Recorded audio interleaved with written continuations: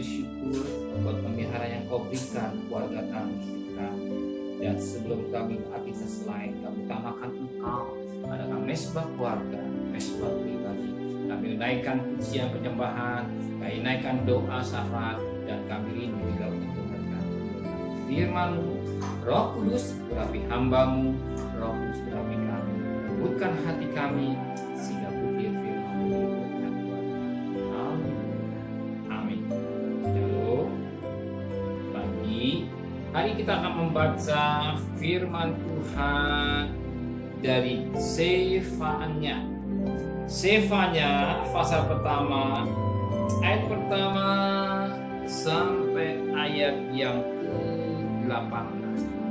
Sefanya pasal pertama, ayat pertama sampai ayat 18. Judul firman Tuhan yang datang oleh Sefanya bin Usi bin Gerdaya bin Amalia bin Hizkia dalam zaman Yosia bin Amon Raja Yehuda. Aku akan menyapu bersih segala-galanya dari atas muka bumi, demikianlah firman Tuhan. Aku akan menyapu manusia dan hewan, aku akan menyapu burung-burung udara dan ikan-ikan laut. Aku akan merebakkan orang-orang fasik dan akan menyapa manusia dari atas muka bumi, demikianlah firman Tuhan.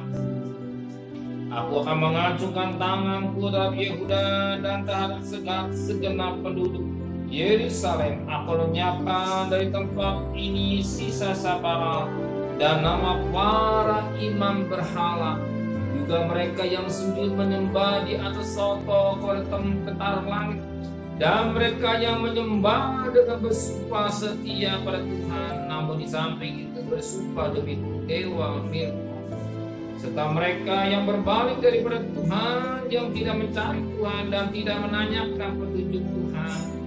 Berdiam di hadapan Tuhan Allah sebab hari Tuhan sudah dekat. Sungguh Tuhan telah menyediakan perjamuan korban dan telah menguduskan para undangannya. Pada hari perjamuan korban Tuhan itu, Tuhan aku akan menghukum para pemuka, para anak raja dan semua orang yang memakai pakaian asing. Aku akan menghukum pada hari itu semua orang yang melompat di ambang pintu dan memenuhi istana Tuhan mereka dengan kekerasan dan penipuan. Maka pada hari itu demikianlah firman Tuhan, akan dengan teriakan dari pintu gerbang ikan dan ratapan dari perkabungan baru dan bunyi Tuhan hebat dari bukit-bukit. Merataplah hai penduduk perkampungan lumpang, sebab telah habis segenap kaum pedagang, telah lenyap segenap penimbang perak.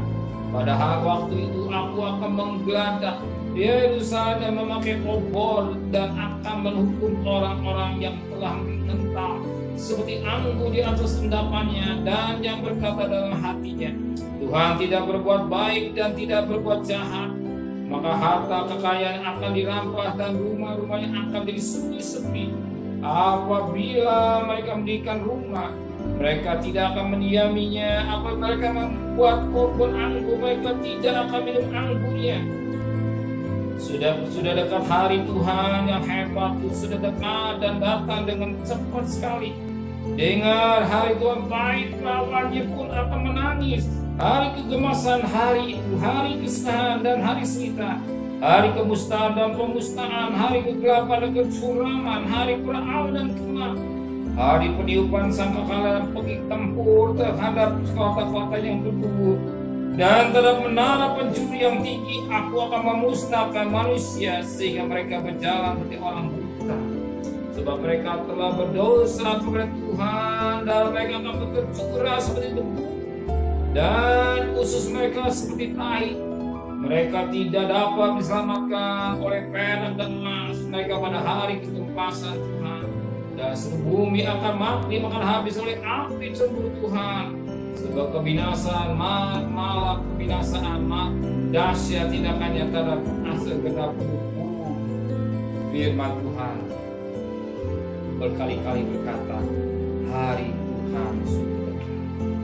Dari ayat 2 dan sampai ayat 18 dikatakan banyak kata-kata, hari Tuhan sudah dekat, Hari Tuhan sudah dekat. Hari Tuhan bukan hari yang enak, hari yang penuh dengan luar biasa. Dan firman Allah berkata pada ayat yang ke-14, sudah dekat hari Tuhan yang hebat, sudah dekat dan datang dengan cepat sekali. Dengar, hari Tuhan pahit, pahlawan pun akan menangis. Hari kemasan, hari besar dan kesulitan, hari pemustaan, hari kegelapan dan kesuraman, hari berawan dan gelap, hari penipuan sangkakala dan hari terbut. Dan dikatakan hari Tuhan, hari kemuliaan. Firman Tuhan juga dalam 2 Petrus 3 ayat 11-12 dan Tuhan akan menghukum manusia dengan api.